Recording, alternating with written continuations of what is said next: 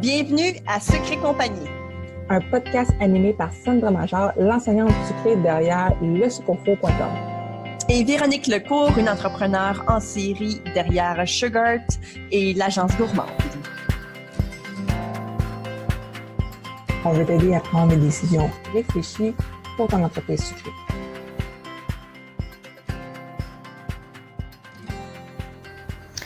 Salut les entrepreneurs sucrés, j'espère que vous passez une très belle été jusqu'à maintenant. En tout cas, ici au Québec, il fait beau, il fait peut-être un peu trop chaud, mais je sais qu'en France, c'est aussi le cas, donc on vit un peu les mêmes situations, mais il faut en profiter, il faut essayer de voir ça d'une façon positive. Rester hydraté, évidemment, ça c'est super important. Mais c'est pas pour ça qu'on est ici aujourd'hui. Aujourd'hui, en fait, on va parler d'anxiété. C'est un domaine qui est pour moi quand même assez important parce que je souffre moi-même d'anxiété. Et la raison pourquoi je voulais en parler, c'est que je sais aussi qu'il y a beaucoup de gens qui en souffrent dans le domaine sucré, dans n'importe quel domaine en fait. Et je voulais vous parler à quel point ça peut finir par, si on prend pas connaissance de ça, si on n'en prend pas soin, si on prend pas soin de nous, en fait, ça peut avoir des répercussions assez dramatiques, je dirais, sur vous, sur votre entreprise, sur votre famille. Donc, c'est important de se connaître, de connaître aussi qu'est-ce que c'est l'anxiété. C'est sûr que là, je ne vais pas nécessairement vous donner la traduction du dictionnaire, là, parce que ça aussi, c'est un peu spécial, c'est que l'anxiété, c'est pas une maladie un seul symptôme. Ça affecte les gens tous de façon différente. Donc, évidemment, je suis pas un médecin, je suis pas une spécialiste en santé mentale. Je suis juste ici pour vous parler de mon expérience. Donc, vous en faites ce que vous voulez. Si ça peut vous aider, tant mieux. Mais sachez que par contre, que je suis pas nécessairement la bonne personne pour vous aider peut-être de façon concrète. J'aurais tendance à dire qu'à ce moment-là, vous faudrez peut-être parler à votre médecin, par exemple. Mais moi, je vais vous parler de mon expérience, puis je veux vous expliquer pourquoi c'est important de non seulement savoir qu'on fait de l'anxiété, mais de savoir comment la prévenir et aussi comment le guérir. Parce que, bon, on s'entend, là, l'anxiété, c'est quelque chose qu'on a... Si jamais vous en faites, là, je vais vous le dire tout de suite, et c'est bien plate, mais ça se guérit pas. On va l'avoir toute notre vie. Mais on peut le guérir de façon... comment je pourrais dire ça? On peut le guérir sur le coup. Tu sais, quand on fait par exemple des crises, on est capable de régler un peu le problème on the spot, j'aurais tendance à dire. Mais c'est quelque chose qui va éventuellement revenir. Tu sais, c'est la vie. Mais dans le fond... je vais aujourd'hui vous parler un peu comment que moi je procède pour non seulement le prévenir, mais aussi essayer de le gérer quand que l'anxiété refait surface. Fait que l'anxiété, ça peut faire bien les choses. Dans mon cas à moi, ça m'empêche de bien me concentrer. Donc quand je travaille, évidemment, si je suis très anxieuse, je vais avoir de la difficulté à accomplir des tâches. Puis ça, c'est bien plate parce que c'est un cercle vicieux. Parce que du moment où j'accomplis un petit peu moins bien les tâches, soit moins bien ou bien moins rapidement, j'ai tendance à devenir encore plus anxieuse parce que là, je me dis « Hey, écoute, le temps avance! » Donc là, ça peut finir par créer une roue qui ne finit plus et ça peut me rendre dans un stade où l'anxiété s'empare de moi puis c'est assez... c'est vraiment pas cool. Donc, c'est important de se connaître, de connaître notre rythme. Oui, travailler sur pression, c'est correct, mais je pense que si vous êtes une personne comme moi, vaut mieux éviter ce genre de situation-là, parce que peut-être que ça va m'arriver à l'occasion de travailler très bien sur pression, mais souvent, c'est pas l'idéal. Je préfère prendre mon temps. Je suis aussi quelqu'un qui a tendance à être assez perfectionniste. J'essaie autant que possible de pas l'être de façon extrême parce que, évidemment, à un moment donné, il faut passer à autre chose. Mais je sais très bien que si je décide de faire tout à la dernière minute, par exemple, que ça va me créer de l'anxiété, puis que ce n'est pas... C'est pas ce que je veux. Je veux pas être anxieuse. Donc, vaut mieux préparer les choses d'avance. Si vous le savez, faites-vous un horaire. Par exemple, vous faites votre commande de tout le matériel que vous allez avoir besoin durant la semaine le lundi. Le mardi, vous pouvez commencer à faire des décos, planifier vos affaires, envoyer vos courriels. Le mercredi, vous commencez vos cuissons. C'est comme ça, au moins, vous avez de tout planifié pendant une semaine, puis vous n'êtes pas là à la dernière minute, la veille, en train de faire cuire vos gâteaux et de stresser jusqu'à 3 heures du matin. Moi, je pense que c'est beaucoup plus sain, au niveau du corps même, parce que l'anxiété, ça peut avoir une très, très grosse répercussion sur votre corps et c'est pas ce que vous voulez. Ça peut vous donner des douleurs, perte de poids, perte d'appétit. Ça peut finir par être assez désagréable. Donc, vaut mieux savoir que si vous êtes une genre de personne qui a tendance à devenir anxieuse rapidement, essayez de prévenir ça en justement gérant vos affaires un peu mieux. On en parle souvent dans le podcast parce que je pense que c'est la base. De toute façon, vous allez finir par avoir plus de temps pour vous, plus de temps pour prendre soin de vous. Et là, ça m'amène justement à l'autre point. Moi, quand que je prends soin de moi, je suis moins anxieuse. Je fais de l'exercice, par exemple. Véronique, elle vous a déjà parlé d'un site internet qui s'appelle Fitness Blender. Moi aussi, je l'utilise, mais je fais d'autres choses aussi. Donc, ça fait à peu près 3-4 mois que je m'entraîne là, de façon très régulière. J'ai commencé à utiliser Fitness Blender, ça fait peut-être 1 mois ou 2. Et donc là, je mets vraiment le stade où je m'en allais. Et puis, donc là, j'ai décidé aussi d'entreprendre un petit peu plus, c'est-à-dire de faire un peu plus de musculation. Donc là, je fais une application qui s'appelle Strong Lift et ça m'aide à me dépasser. Ça m'aide à, oui, lever des poids, mais à m'apercevoir que je suis plus forte que je le suis. Puis ça, non seulement ça m'aide avec l'estime de moi-même, mais ça réduit mon anxiété un peu grâce à ça. C'est dans le fond parce que j'ai une plus grande estime de moi-même. Je suis aussi morte en fin de journée. Donc, ça aide énormément au sommeil. Et le sommeil, c'est super important pour que ce soit, évidemment, au niveau de l'exercice, là, ça c'est sûr que c'est crucial, mais même au niveau de l'anxiété. Quand on est plus fatigué, on est plus anxieux. C'est important d'avoir une bonne routine de sommeil, une bonne routine on se lève à une heure raisonnable, on se couche à une heure raisonnable. Si jamais vous avez des grosses difficultés au niveau du sommeil, ça peut avoir une très très grosse répercussion sur votre humeur, sur votre santé, votre santé mentale. Il existe plein de trucs pour mieux dormir. Moi, personnellement, j'ai pas trop de problèmes généralement à m'endormir, excepté quand je fais de l'anxiété. Et là, quand je fais de l'anxiété, ce que je fais, je me suis trouvé des petits trucs. Moi, je suis une très grande amateur de Bob Ross. Si vous connaissez pas c'est qui, là, vous allez... Écoute, moi là, j'aime tellement Bob Ross, vous avez même pas idée, ok? J'adore cet homme. Cet homme-là a littéralement changé ma vie. Il y a quelques années, je faisais beaucoup d'anxiété. En fait, je faisais des crises d'anxiété.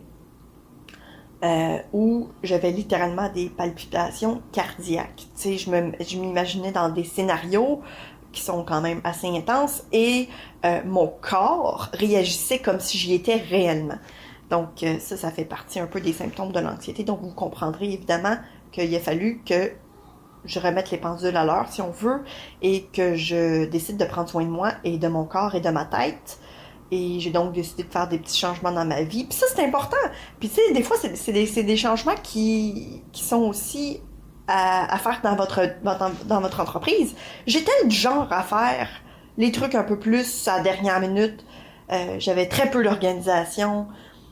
Fait que c'est normal éventuellement que j'avais une certaine pression sur mes épaules qui était bien trop lourde pour n'importe qui.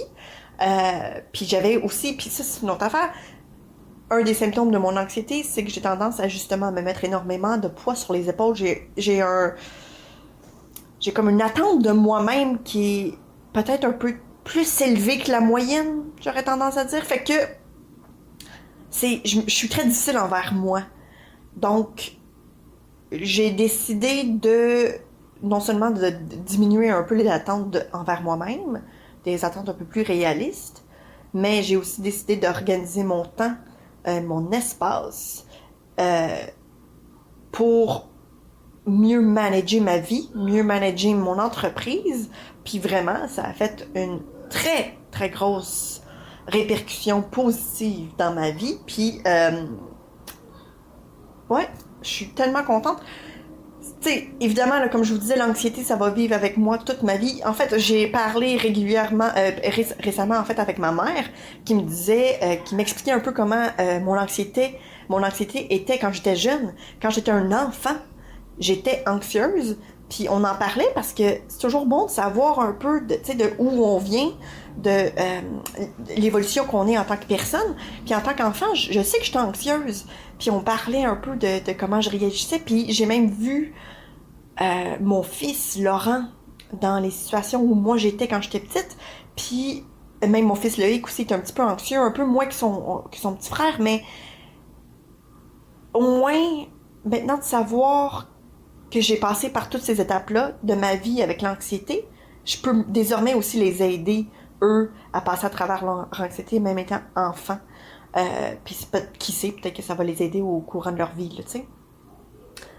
Parce que je sais qu'il y a beaucoup plus de gens qu'on le pense qui vivent avec ça, puis évidemment, chaque personne a aussi un peu son type d'anxiété, ou plutôt son symptôme, parce que dans le fond, d'avoir de la difficulté à se concentrer, c'est un symptôme de l'anxiété, tu sais. Fait que c'est vraiment spécial. Ça peut donner des drôles de symptômes, l'anxiété.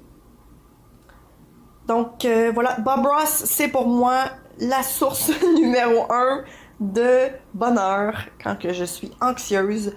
Quand j'arrive pas à dormir le soir, je mets Bob Ross, ça me prend littéralement, et je vous le jure, des fois juste 2 minutes et je m'endors. C'est vraiment aussi simple que ça. Il y a aussi, c'est pas toutes les vidéos que je trouve intéressantes, mais sur YouTube, il y a des vidéos qui s'appellent ASMR, ASMR, et ce sont en fait des vidéos qui sont un peu similaires à justement Bob Ross.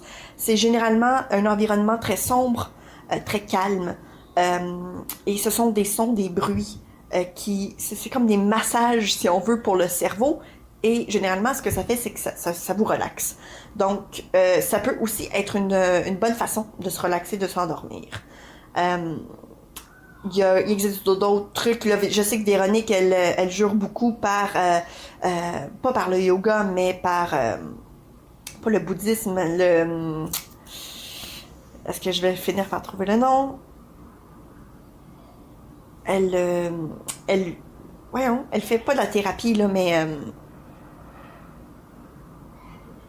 bon, ben, j'ai perdu le nom. Mais je sais elle fait beaucoup de ça, dans le fond, elle s'entraîne un peu, si on veut, à chaque jour, à se calmer, dans le fond. Et, ben, ça l'aide beaucoup, dans le fond.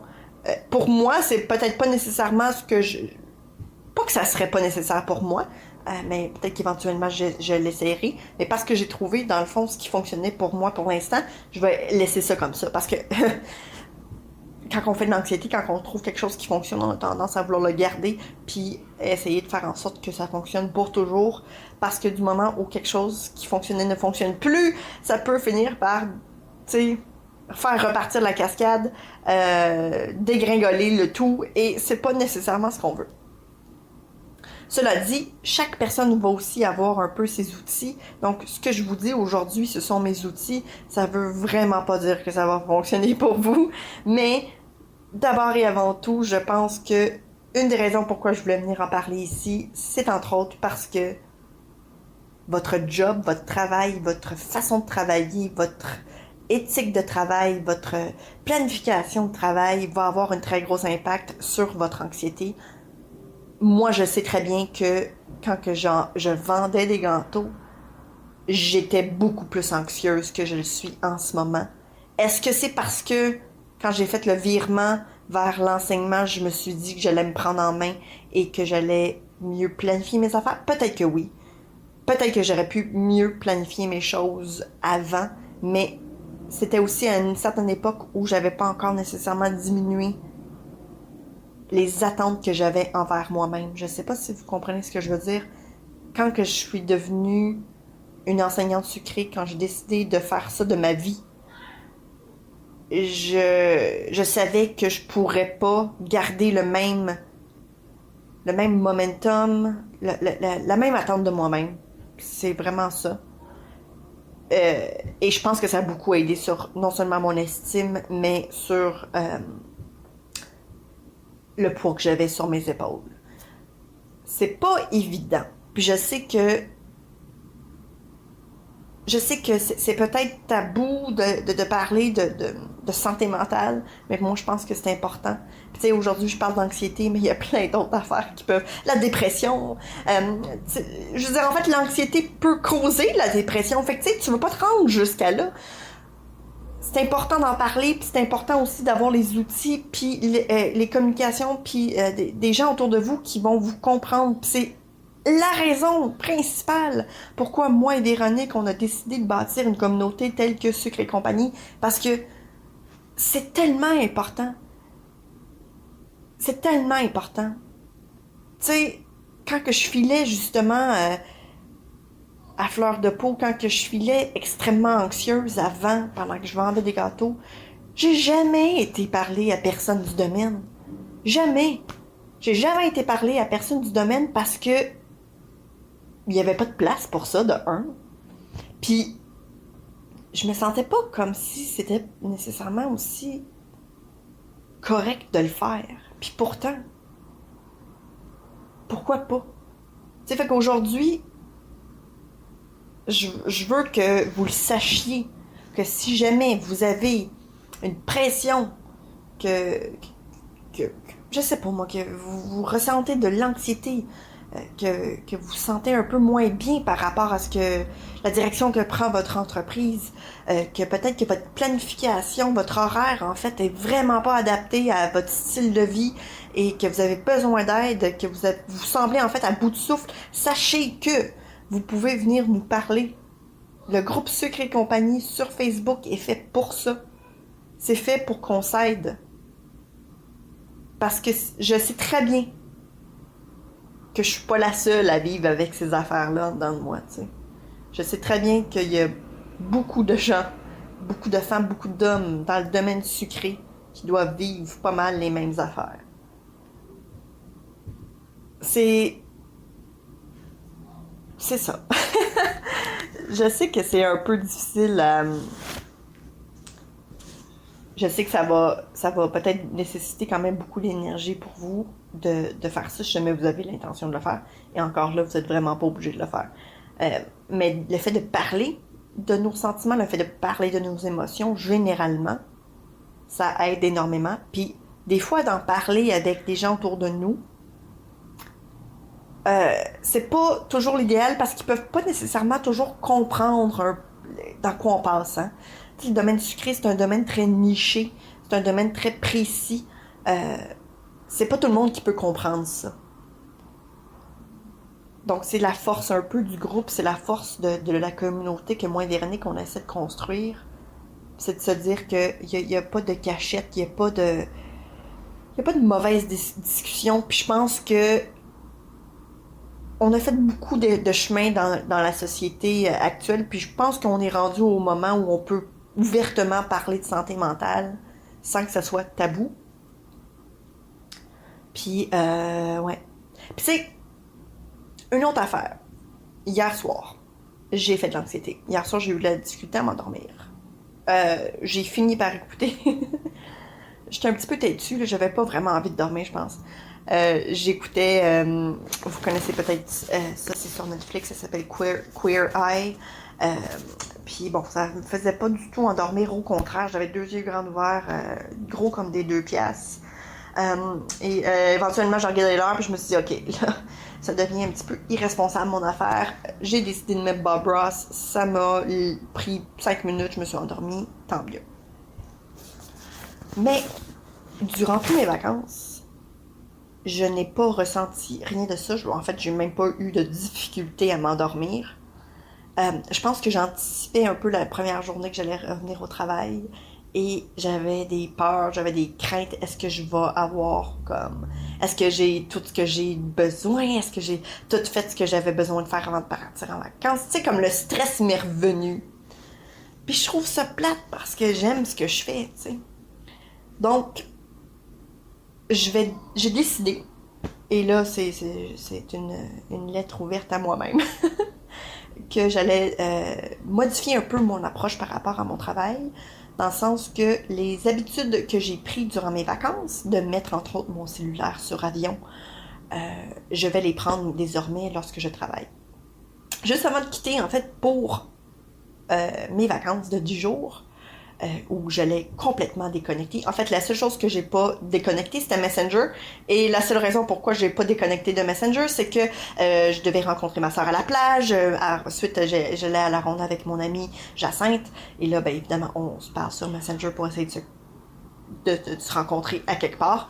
Donc, j'en avais évidemment besoin. T'sais, à un moment donné aussi, j'étais chez ma mère. Là, j'étais en bicyclette, donc je lui parlais pendant ce temps-là pour dire, ben, on est bien rendu, etc. Donc, j'ai été sur Messenger, mais c'est bien la seule chose sur laquelle j'ai été.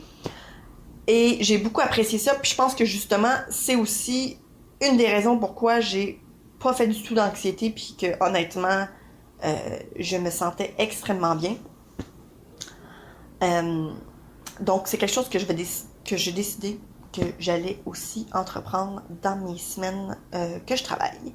J'ai aussi décidé de me faire un espace dédié au travail.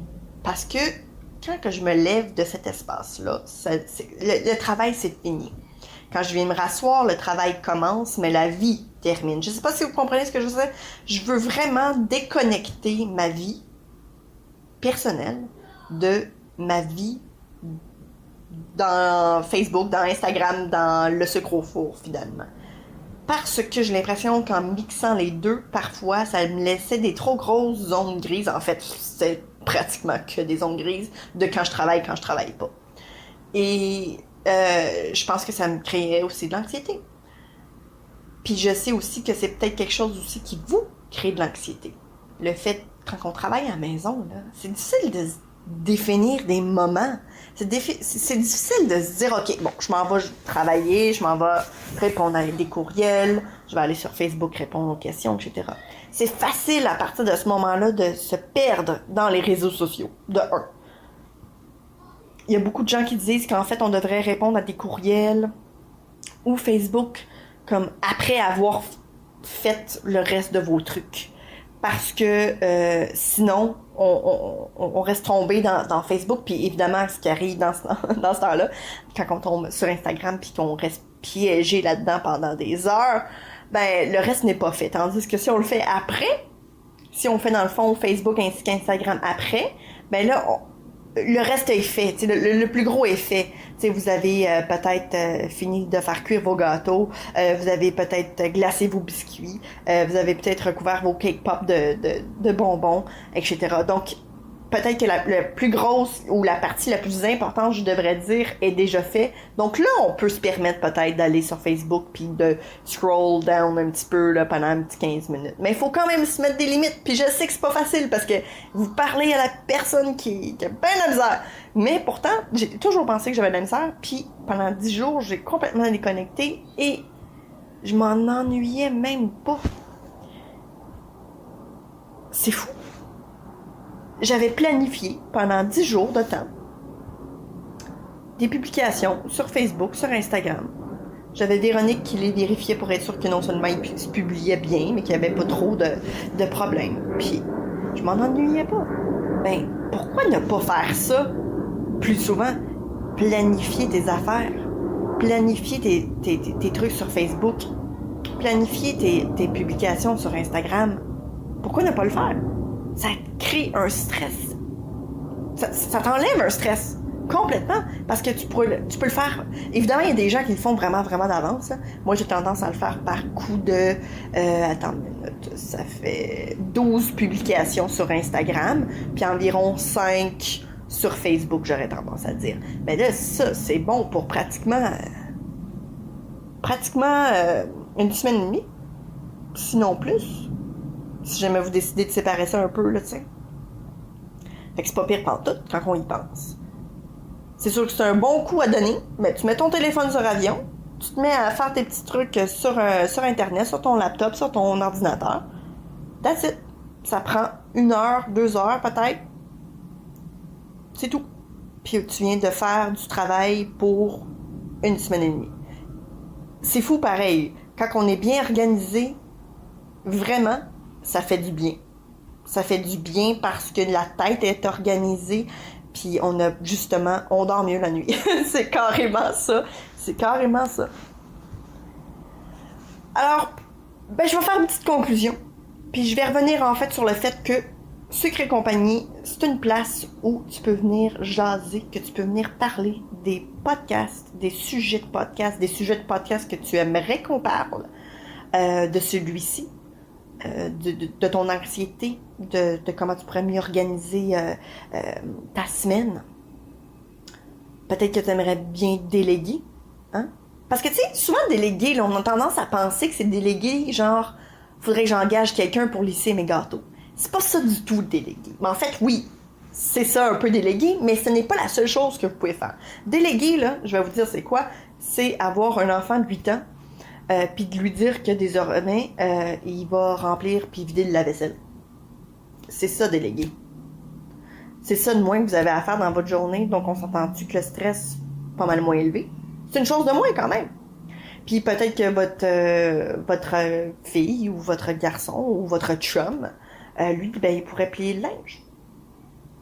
Peut-être que c'est ça, déléguer. Peut-être qu'il pourrait vous aider à faire une épicerie sur 2. Peut-être que ça pourrait te demander d'aller acheter un outil quelconque, parce que c'est sur son chemin de retour, par exemple, pour le travail. Ça pourrait être ça, déléguer. Déléguer, en fait, c'est de demander de l'aide de différentes façons. Ce n'est pas seulement que pour vous aider avec vos gâteaux. C'est sur Instagram, c'est sur Facebook, c'est des publications, c'est peut-être de la publicité, c'est peut-être faire du ménage à la maison, de demander de l'aide à des amis pour aller faire une livraison. Ça peut être plein de choses. Déléguer, c'est super important. Puis oui, ça a définitivement une influence sur votre anxiété. En tout cas, ça a définitivement une influence sur moi, sur mon anxiété. Ça, je peux vous le dire. C'est important d'en parler. Puis je veux que vous le fassiez. Sur le groupe Facebook, Sucre et compagnie, venez nous rejoindre. C'est une place où on parle de tout ce qui est de l'entrepreneuriat sucré.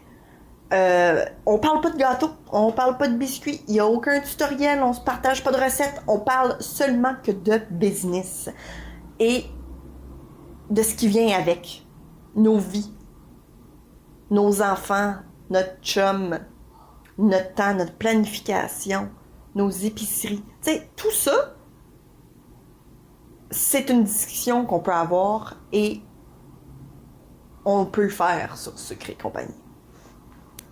J'espère que vous avez apprécié le podcast. Moi, ça m'a fait du bien. Moi, j'ai l'impression d'avoir comme vidé mon cœur. Vraiment, souvent le fait de parler de son anxiété, de parler en fait de son problème, ça règle des problèmes pratiquement instantanément. Si jamais vous souffrez d'anxiété, sachez que vous n'êtes pas tout seul. Sachez que je vais probablement vivre avec le restant de mes jours. Donc, si je finis par avoir d'autres petits trucs, là, je vous en ferai part. Si vous avez des bons trucs puis que vous aimeriez les partager, n'hésitez pas. Je veux vraiment savoir ce que vous faites pour prévenir votre anxiété et comment vous faites pour vous écouter. Venez nous partager ça. Je veux vraiment savoir. Je pense que plus qu'on a de trucs, mieux c'est.